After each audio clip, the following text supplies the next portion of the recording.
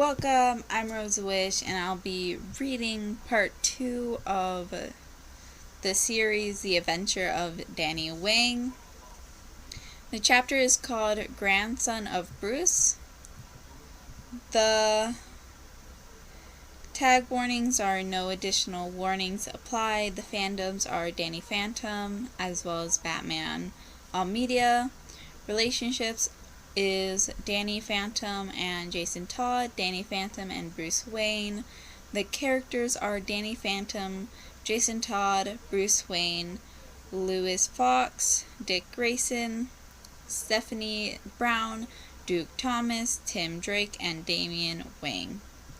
The added tags are Danny Phantom, Jason Todd is Red Hood, Jason Todd is a Bat family member. Jason Todd is dad-shaped. Jason Todd is Danny Phantom's parent. Danny Phantom lives in Gotham City. Good grandparent Bruce Wayne. Bring your grandkids to work day. Smart Danny Phantom. Sad Danny Phantom, but also happy Danny. Bruce Wayne tries to be a good parent. Damian is best uncle. The summary is Danny is settling into the Wayne Manor pretty well, and every day is a new adventure, no matter how small.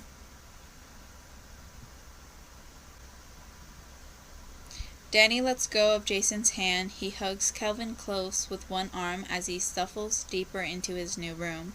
His wide eyes skates over it, obviously needing a minute to absorb everything.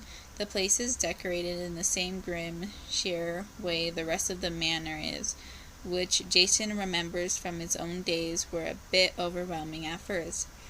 He can imagine that for someone as young as Danny, it's even more so. When the boy reaches the bed, he tries to get on top of it, but given that it's obvious as tall as his chin, he does struggle with it. Jason joins him, giving him a bit of a boost to get him over the edge. Danny crawls into the middle of the bed and bounces on it slightly before settling and getting comfortable. It's really on mine? Holding in a sigh, Jason recognized that tactic very well, the one where he doesn't think he deserves all of this. Jason kneels next to the bed, crossing his arms on the edge of the mattress and resting his chin on it. All yours, kid. I know it's a big change and it's probably a bit scary, but I promise it will be okay.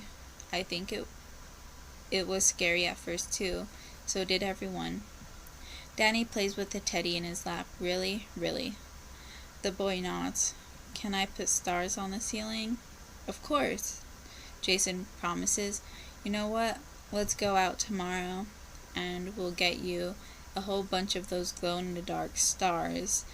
Then you can order all your uncles around on where to put them.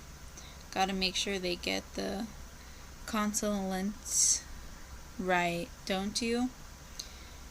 That thankfully makes Danny give a small smile. Yeah, you think all 88 will fit? He asks as he looks up at the ceiling. We'll figure it out, Danny.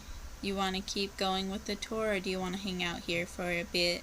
Can we go to the gym? Dick said he'll show me how to do a handstand. Jason snorts. I bet he did. Come on, let's go see if we can find them. Danny crawls across the bed towards Jason, who opens his arms to him and easily scoops him up to carry on his hip. Seems like that's going to become a regular occurrence from now on. When he gets up, Bruce still stands in the door and he gets that stupid, dumb, goofy dad look on his face like he's proud of some shit. Disgusting.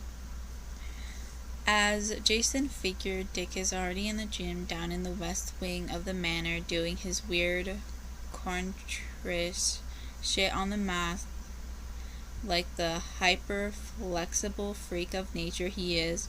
Of course he lights up like the goddamn sun as he spots his new company and unfolds himself like it's no big deal. "Danny-o, come to take me up on that offer already, huh?" he says with a grin. At his request, Jason puts Danny down and promises to hold Calvin for him. Then Danny runs up to where Dick waits, eager to learn. Jason nearly startles when Bruce's hand lands on his shoulder. "You're good with him," he scoffs, rolling his shoulder to shrug off the old man's pathetic attempt at symbolism. "Figures I just do the opposite of what you've done. I'll be good."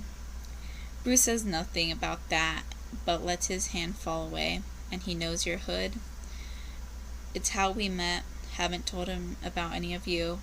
"Alright, good. Drop everyone that's briefed on his history when you get the chance. Best we know, so we can avoid triggering any bad memories. I wouldn't ask if he was a bit older, but..." Jason grunts. He'll never admit it, but he knows Bruce is right on this one. If the kid was older, they could afford him the time and space he needs and let him share when he feels ready. But since he's so young, he needs to be handled a bit different. He's at that age where he needs to be helped in processing everything he's been through. Then again, I guess they all could have done with some of that help by the time they ended up at this freaking orphanage of a manor. "Are you taking the night off?" "Yeah, I'll sit close to him for a few days till he gets settled. He's a meta, haven't seen any abilities yet, but I figured the new environment, all the changes and shit, it might set something off." "Good to know. I could ask Duke to come have a chat with him. Having another meta to relate to might be good for the kid." "Any clue what he might be prone to?" "Well, his body temp runs low and his heart rate damn slow, but nothing other than that. Doctor's notes say he thrives in colder climate, whatever that means, so my guess is something to do with ice or some shit. But who knows? Aren't often that stuff's really logical, is it?" Dick cheers when Danny somehow manages a pretty damn perfect handstand all on his own after only minutes of instruction. Danny yelps when his arms fold. Jason's heart leaps out of his throat, body jerking into action. Dick catches the kid, though, and easily swings him around with rocket noises to replace the momentary fear with a snorted giggle. Jason stops himself from leaping at them, exhaling a heavy breath. "Damn kid, could have broken his fucking neck." Next to Jason, Bruce has to gall to chuckle. "Get used to it," he says, slapping Jason on his back. "He's gonna be scaring you half to death for the rest of your life." With that, he backs away and leaves quietly. Fuck. Jason is not feeling any sort of sympathy for the old man for all the shit they put him through over the years. Definitely not. Never. Not on your fucking life. "Jason, did you see that? I did it. I really did that." Danny squeals as Dick flings him around the whole gym. "Yeah, kiddo, I see," Jason confirms. "Looked real good. Can we go again, Dick? Please, please, please?" Dick laughs as he puts the boy on his hip. "Sure can, Danny-o. Come on, let me show you how to walk on your hands." Danny's new room is really dark. There's a little nightlight plugged into the socket near the desk. It's shaped like the Batman signal, that it illuminates the room only a little bit. Danny never used to be afraid of the dark. He's not sure he's really afraid now either. It's just everything is so different. His mind feels different too. Part of him knows he's almost 17, knows he's phantoms, knows he's the High King of the Infinity Realms, and all the rest of his titles. But at the same time, he feels small, young. He's 16. He's 6? It's hard. He misses Jazz, he misses Tucker and Sam, he misses Jack and Maddie. Nasty burger, no. A house fire, no. Nasty burger, no. A house fire? Wait, which is it again? He can remember the nasty burger and the sound of explosion and the heat of it and the fire and the screaming and the sirens but it was a house fire. He knows that. He can't remember the fire, but he knows that's what it was. In the red hood backpack sitting on the desk chair, Danny has tucked away the $50 Clockwork gave him. Danny stored it in his leg, but then yesterday, right before they left for the Wayne Manor, the bills fell out of him. Jason asked where they came from. When he put them on the floor, Danny had to lie and say he kept them in his pocket. They must have fallen out. Jason gave him a gentle lecture on taking better care of his money, then helped Danny hide them in the lining of his bag instead where it would be safe. Danny's powers are, he tried to use them after Jason tucked him in. Danny tried to go ghost, but it didn't work. Danny isn't sure why they aren't working. If he was 16, maybe he could figure it out, but being 6, it's more difficult.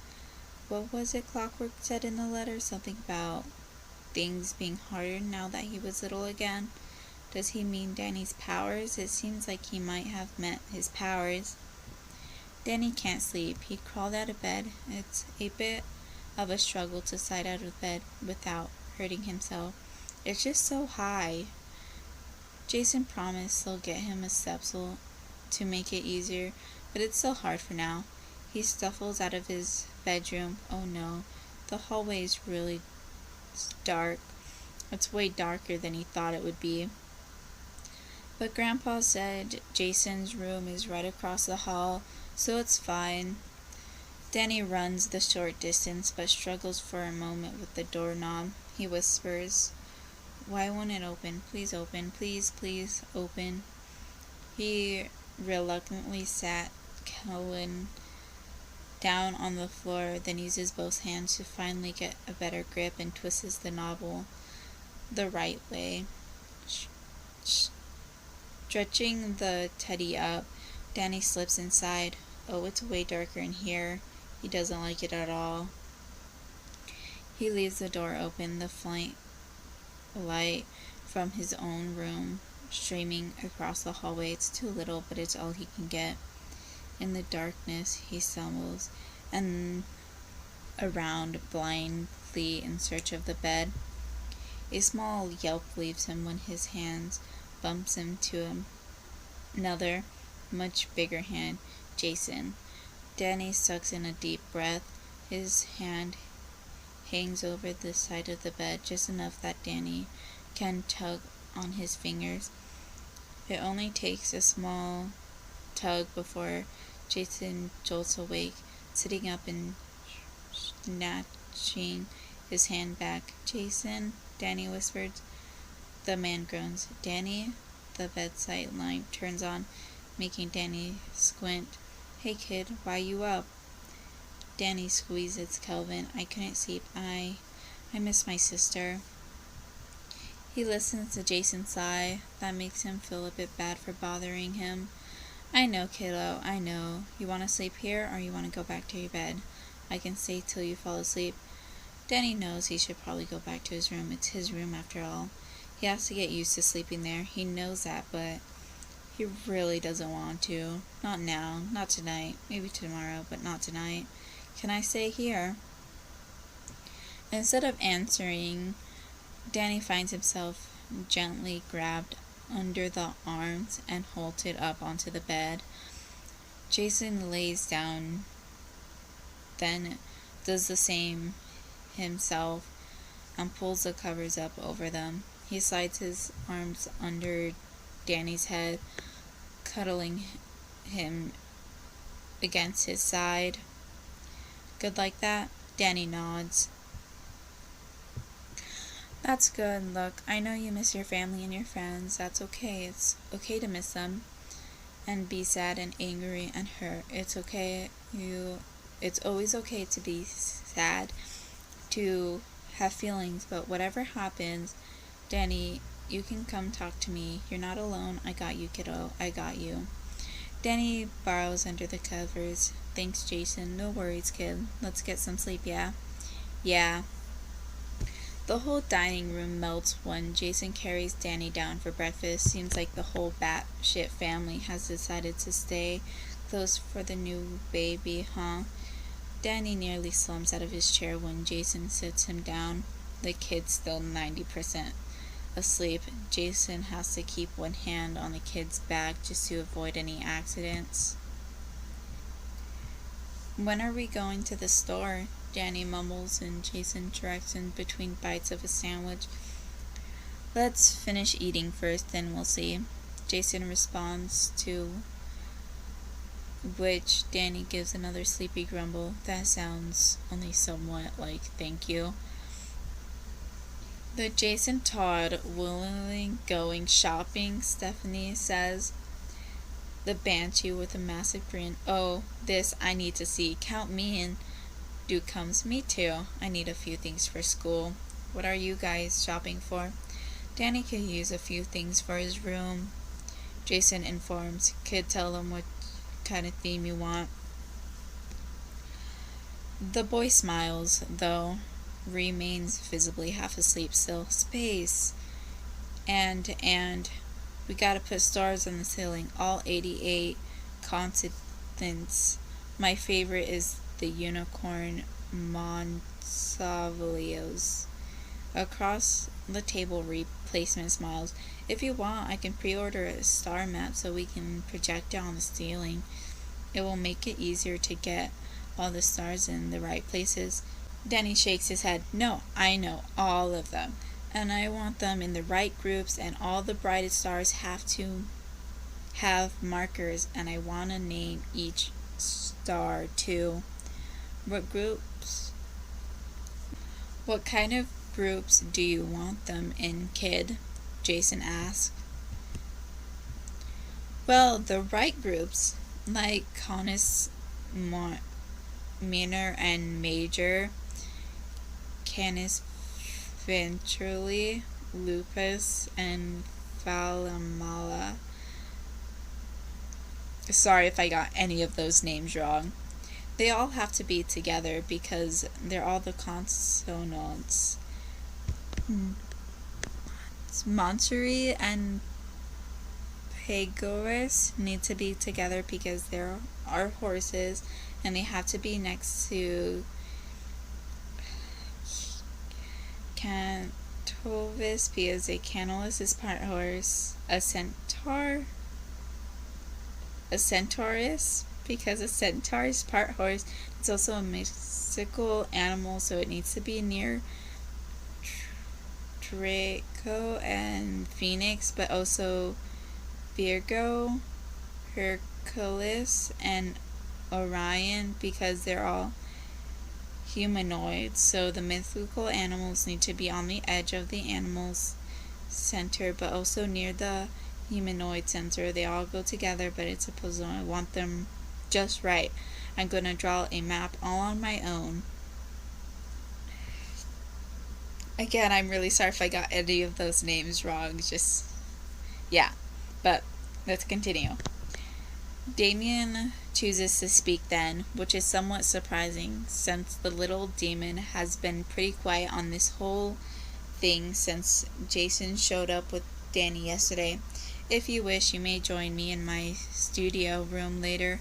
I'll help you select the best paper, stock, and suitable pens.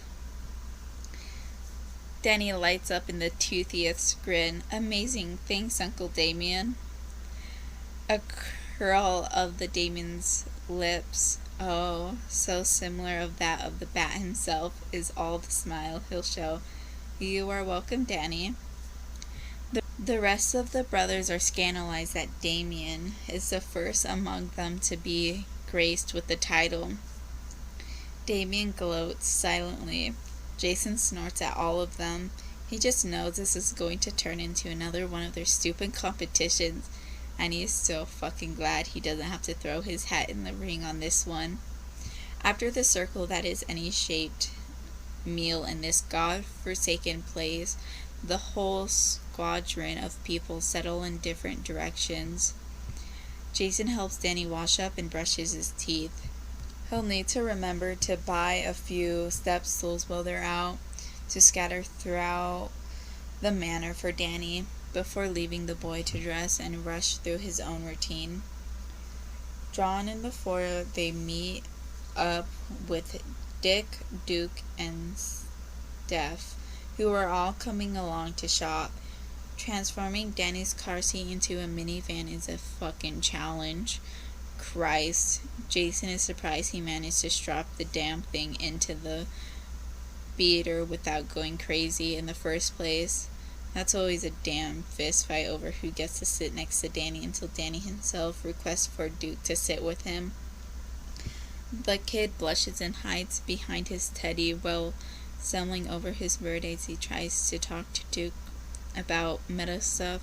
Duke, the fucking sunbeam that he is, gushes over his favorite nephew and most definitely does not stick his tongue out and gloats at the others while buckling Danny into his seat. Jason sneaks into the driver's seat while Dick and Stephanie foams about it. The two of them having to shove match over the front passenger seat that ends up Dick being related to the cramped third row in the back of the van. Jason fucking Todd driving a goddamn minivan to the mall to buy more supplies for his newly adopted kid. What the fuck has the word come to?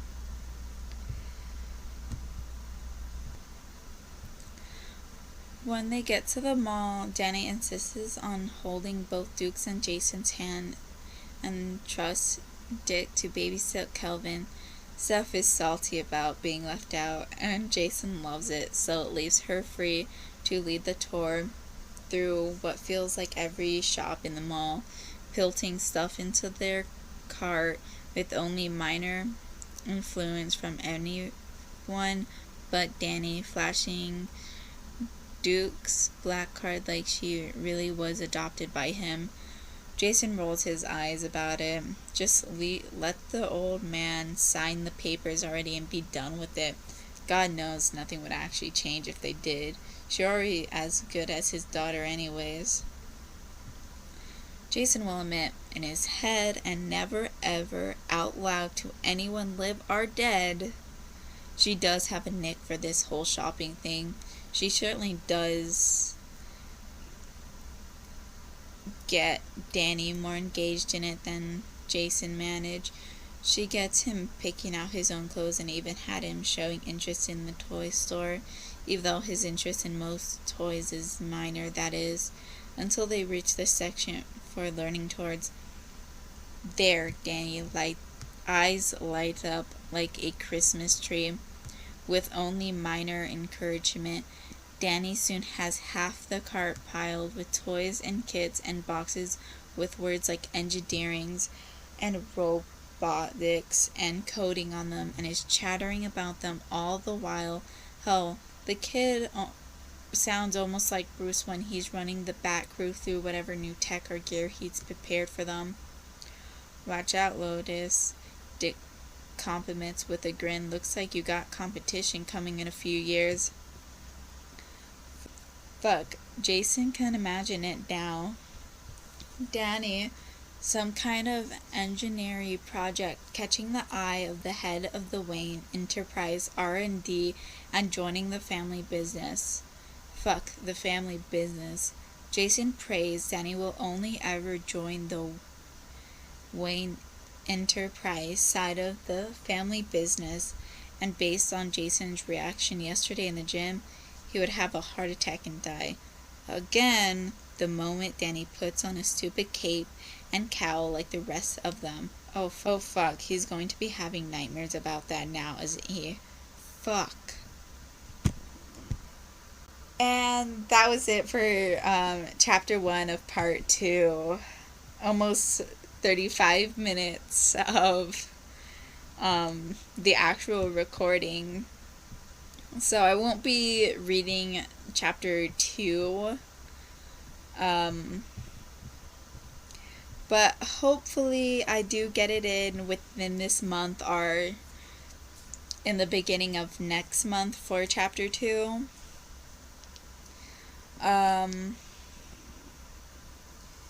So yeah. Last part, as I was rereading it, once I posted it on YouTube, I realized that I didn't catch one of my mistakes when I mispronounced or stuttered in the actual reading. I just kept it in there. That was my bad, but I didn't think it was that big of a mistake to take out and like edit it all again. But I will be trying this time to make sure I get all the mistakes out.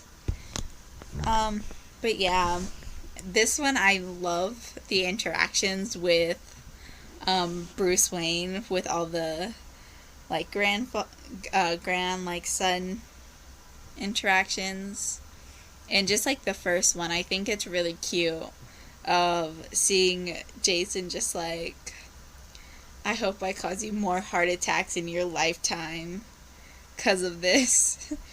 I just find it really cute, and I love that Damien is the favorite uncle so far out of like all the aunts and uncles. I just love it how it's like, it's so in character, but it's something you never expect. So yeah, I do want to do more podfics after this, so what I'm thinking of doing is, instead of a Danny Phantom crossover with Batman, I think I'm going to do... And that was chapter 1 for the part 2, chapter 1 of this one. Hopefully I can record chapter 2 and get it out either later this month or the beginning of next month. But I wanted to record another podfic after this one. I know it's going to be a while before I'm even close to done with this podfic, of course, because there are 17 parts and each of them have a part 2. But once I am done podficking this story, I will be podficking another one, and that one will probably be a Peter Parker crossover with the Bat family members, or better known as Batman. Just because I started getting into Spider-Man again, and like I'm rereading all the ones that I read in the past, and I was like, I really want to podfic those ones, but I want to stay consistent with only doing one at a time. So yeah, you'll have that to look forward. But of course, if you have ones that you want me to podfic, just leave them down below and I'll read over them myself. There are some things I won't read, of course, just if it's something that I know it will not like be friendly to my channel, I most likely will just make a comment to your post and like just, yeah, sometimes I won't do that either if it's too small, or if there's like something I don't like that's in the story. Just, it depends on the circumstance of me podfic. Oh, that's so long though, that ending. That was end of part 2, chapter 1. I will be trying to get chapter 2 out either by the end of this month or the beginning of next month. Again, leave comments down below or on AO3 of the podfic version of the The Adventures of Danny Wayne.